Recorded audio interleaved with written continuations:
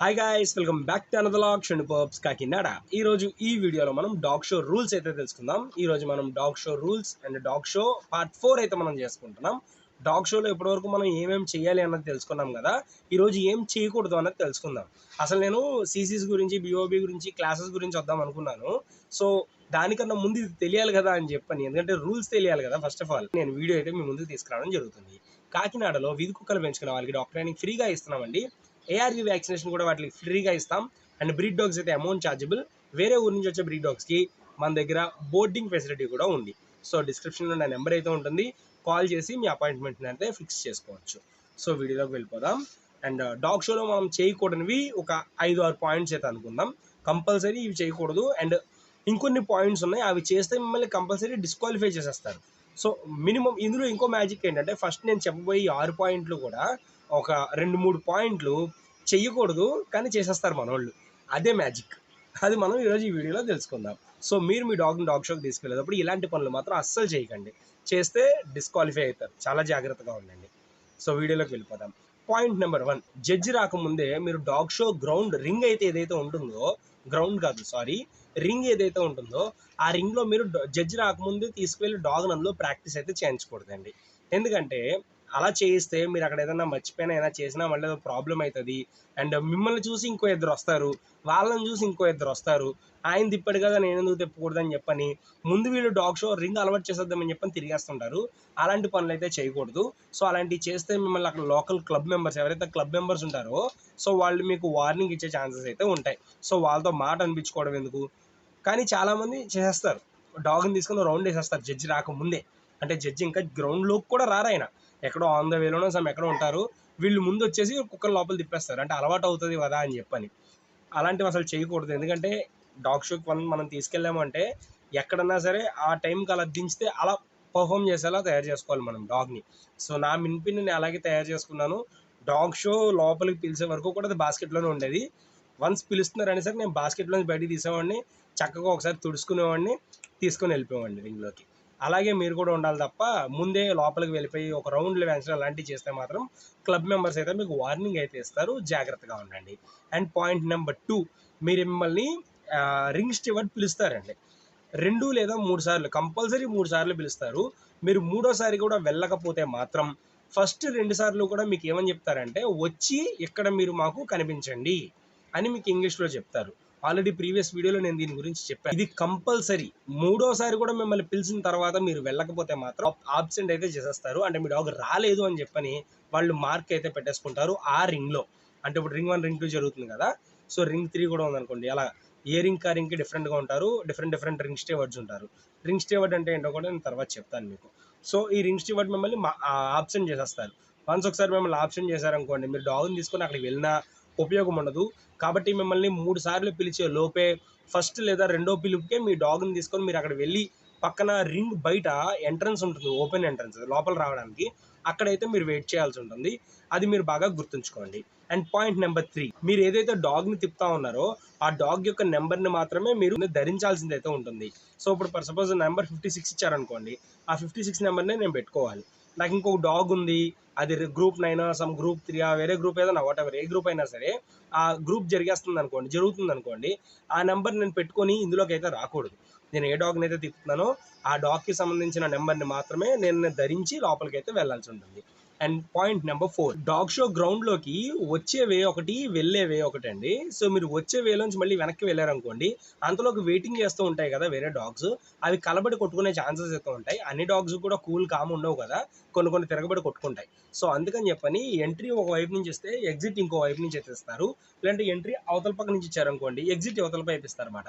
మీరు డాగ్ షోలోకి అలా వచ్చి పర్ఫామ్ చేసుకున్న తర్వాత ఇలా వెళ్ళిపోవాలి అంతే, మళ్ళీ అలా వెళ్ళకూడదు. మీరు అలా వెళ్తే మాత్రం అది ప్రాబ్లం, అది కరెక్ట్ కాదు. రూల్లో అసలు రూల్ కాదు అది. కానీ చాలామంది అందులోంచి కూడా వెళ్ళిపోతారు. చెప్పాను కదండి అక్కడ కొన్ని చేయకూడదు కానీ చేసేస్తారని చెప్పని. తెలియకుండా చేస్తారు కొంతమంది, బట్ తెలుసుకోవాలి డెఫినెట్లీ. ఎందుకంటే జడ్జి కానీ లేదా రింగ్ స్టేవర్డ్ కానీ లేదా అక్కడ ఉన్నవాళ్ళు కానీ, అరే భయ్యా ఏంటిది ఇలా ఎందుకు వచ్చావు, అటు కదా వెళ్ళాలి, ఎగ్జిట్ అటు ఉంది కదా అని చెప్పని అంటారన్నమాట. వాళ్ళతో మనం మాట అనిపించుకోవడం ఎందుకు. అండ్ పాయింట్ నెంబర్ 5, జడ్జిని డైరెక్ట్గా కానీ ఇండైరెక్ట్గా కానీ మనం ఇన్ఫ్లుయెన్స్ చేయకూడదు. అలా ఇన్ఫ్లుయెన్స్ చేసినట్లయితే మాత్రం అక్కడ మనకి ఫౌల్ అయితే పడుతుంది.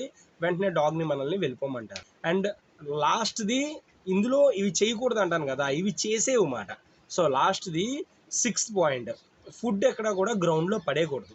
ఇప్పుడు ఫర్ సపోజ్ ఇప్పుడు నేను చేస్తున్నాను, నా కుక్ ఏదో బాగా చేసేస్తుంది, సో బాగా చేస్తుంది కదా అని ఫుడ్ని ఎక్కడ పడితే అక్కడ ఇసురుతూ ఉన్నాను అనుకోండి, తర్వాత నా డాగ్ అయిపోయిన తర్వాత వేరే కుక్కలు వస్తాయి.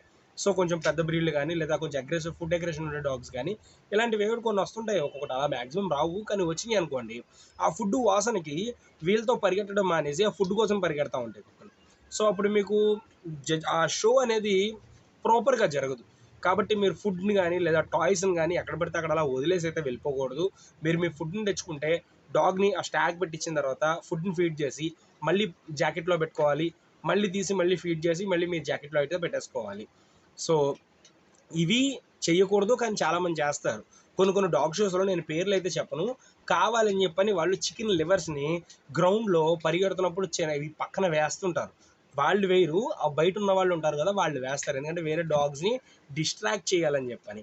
వాళ్ళ డాగ్స్కి మాత్రం ఇలాంటి స్మెల్ ఇలాంటివి ఏమొచ్చినా సరే డిస్ట్రాక్ట్ అవ్వకుండా ట్రైనింగ్లు ఇచ్చుకొని, కొంచెం బాగున్న డాగ్స్ అని ఉంటే వాటిని డిస్ట్రాక్ట్ చేయడానికి రకరకాల సౌండ్స్ చేస్తారు, ఇలాంటివన్నీ కూడా చేస్తూ ఉంటారు. సో అలాంటివి చేసినా సరే ఇది ఫౌల్ అవుతుంది, ప్రాబ్లం అవుతుంది తర్వాత. అండ్ ఇవి ముఖ్యంగా ఇవి మామూలు రూల్స్. ఇందులో కఠినంగా ఉండే రూల్స్ ఉంటాయి కదా, అంటే ఇవి చేస్తే ఫైన్ పడుతుంది, డిస్క్వాలిఫై అవుతాయి, ఇలాంటివి ఇప్పుడు తెలుసుకుందాం.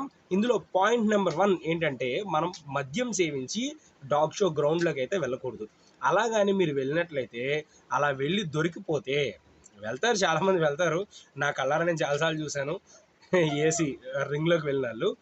వన్స్ మీరు వెళ్ళిన తర్వాత జడ్జికి కానీ రింగ్ స్టేవార్డ్కి కానీ దొరికిపోయారంటే మీకు అక్కడే 1000 రూపాయలు పెనాల్టీ ఉంటుంది. 2 సంవత్సరాలు, మినిమం 2 సంవత్సరాలు ఆ క్లబ్ అయితే మిమ్మల్ని బ్యాన్ చేయడం జరుగుతుంది. ఆ క్లబ్ మిమ్మల్ని బ్యాన్ చేస్తుంది, 1000 రూపాయలు ఫైన్ ఉంటుంది. దాంతోపాటు మీ పేరు, మీ డాగ్ని మీరు తిప్పుతున్నారు కదా, ఇవన్నీ కూడా కెనల్స్ క్లబ్ ఆఫ్ ఇండియాకి రిపోర్ట్ అయితే చేస్తారు. డెఫినెట్లీ రింగ్ స్టేవార్డ్ జడ్జి ఎదురు కూడా రిపోర్ట్ చేస్తారు. క్లబ్ వాళ్ళు పర్సనల్గా మెయిల్ కూడా పెడతారు కెనల్స్ క్లబ్ ఆఫ్ ఇండియాకి, ఇలా తాగేసి మిస్బిహేవ్ అయితే చేశారు.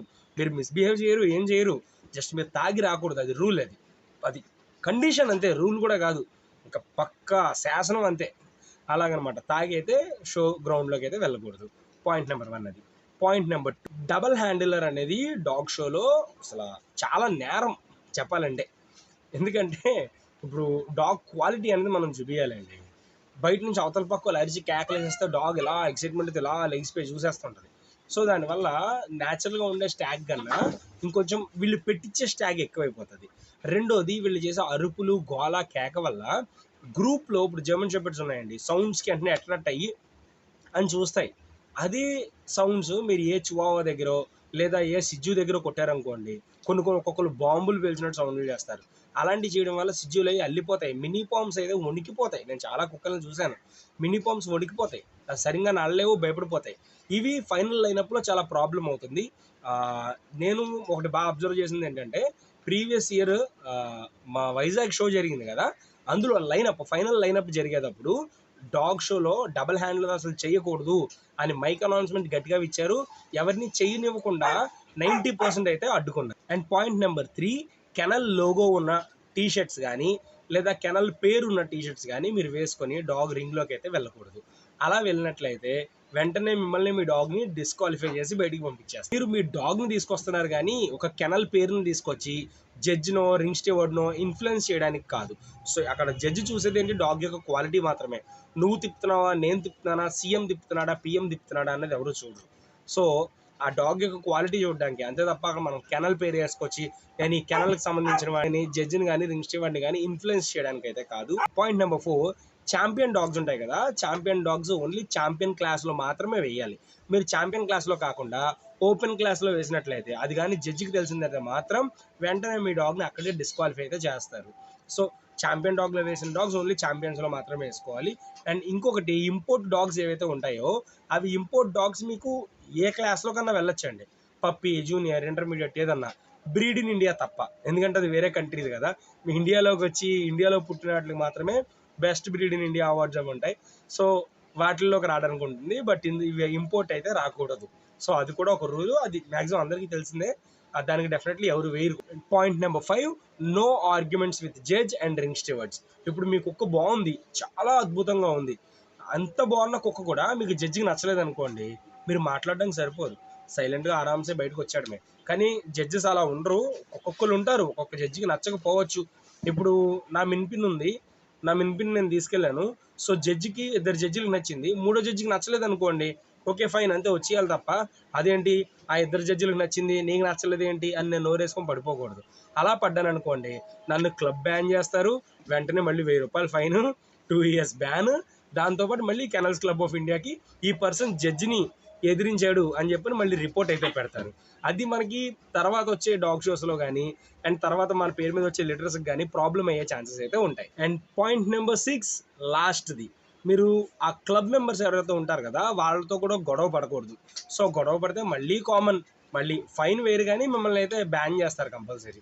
సో క్లబ్ మెంబర్స్ ఎవరైతే ఉంటారో వాళ్ళతో కొంచెం పొలైట్గా మాట్లాడాలి, అంతే తప్ప ఏంటి అని చెప్పని ఇష్టం వచ్చినట్టు మనం మాట్లాడామనుకోండి, సో వాళ్ళు చాలా కష్టపడి అంత పెద్ద షో ఆర్గనైజ్ చేసి జడ్జిల్ని రప్పించి అన్ని సౌకర్యాలు పెట్టి డాగ్ షో చేస్తున్నారు. సో ఆ సీసీ అనేది మనకు చాలా వాల్యుబుల్. సో అంత కష్టపడుతున్నప్పుడు మనతో మనం ఏదైనా గొడవ వేసుకున్నాం అనుకోండి, డెఫినెట్లీ క్లబ్ అయితే బ్యాన్ చేస్తుంది.